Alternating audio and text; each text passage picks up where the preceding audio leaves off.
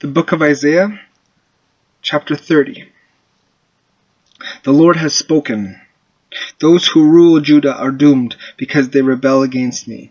They follow plans that I did not make and sign treaties against my will, piling one sin on another.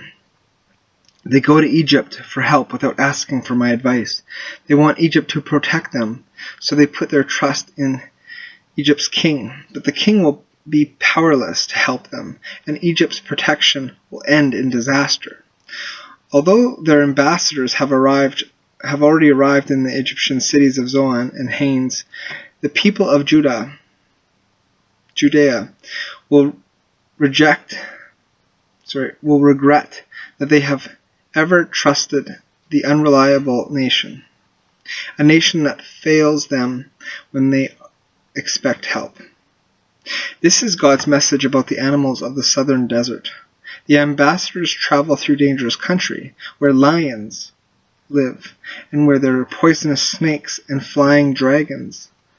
They load their donkeys and camels with expensive gifts for a nation that cannot give them any help. The help that Egyptians gives is useless. So I have nicknamed Egypt the harmless dragon.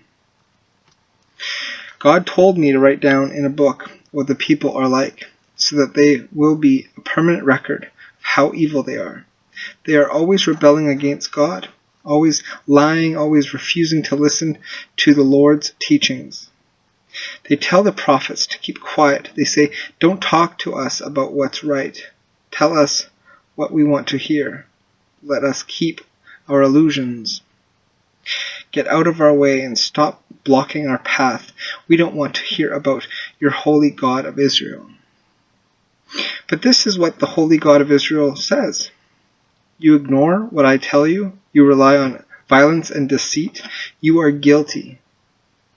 You are like a high wall with a crack running down it. Suddenly you will collapse. You will be shattered like a clay pot, so badly broken that there are no pieces big enough to pick up hot coals with, or to scoop water from a cistern. The sovereign Lord, the holy God of Israel, says to the people, "Come back and quietly trust in me. Then you will be strong and secure." But you refuse to do it. Instead, you plan to escape from your enemies by riding fast horses. You are right. Escape is what you will have to do. You think your horses will be fast enough, but those who pursue you will be faster. 1,000 of you will run away when you see one enemy soldier, and 5 soldiers will be enough to make you all run away. Nothing will be left in your army except a lonely flagstaff on the top of a hill. And yet, the Lord is waiting to be merciful to you. He is ready to take pity on you because he always does what is right. Happy are those who put their trust in the Lord. You people who live in Jerusalem will not weep any more. The Lord is compassionate, and when you cry to him for help, he will answer you. The Lord will make you go through hard times, but he himself will be there to teach you, and you will not have to search for him any more. If you wander off the road to the right or to the left, you will hear a voice behind you saying, "Here is the road. Follow it." You will take your idols plated with silver and your idols covered with gold and throw them away like filth, shouting, "Out of my sight." Whenever you sow your seeds, the Lord will send rain and make them grow, and he will give you a rich harvest. And your livestock will have plenty of pasture. The oxen and the donkeys that plow your fields will eat the finest and best fodder. On the days when the forts of your enemies are captured and their people are killed, streams of water will flow from every mountain and every hill. The moon will be as bright as the sun, and the sun will be 7 times brighter than usual, like the light of 7 days in one. This will all happen when the Lord bandages and heals the wounds he has given his people. The Lord's power and glory can be seen in the distance. Fire and smoke show his anger. He speaks, and his words burn like fire.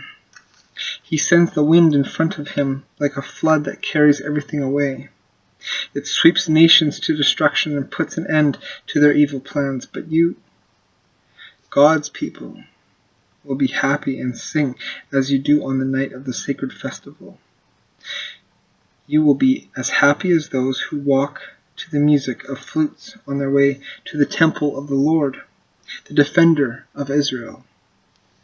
The Lord will let everyone hear his majestic voice and feel the force of his anger. There will be flames and cloudbursts and hailstones and torrents of rain.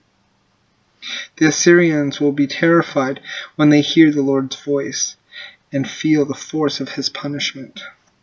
As the Lord strikes them again and again, his people will keep time with the music of drums and harps. God himself will fight against the Assyrians. Long ago a place was prepared where a huge fire will burn the emperor of Assyria. It is deep and wide and piled high with wood. The Lord will breathe out a stream of flame to set it on fire. That is the book of Isaiah, chapter 30.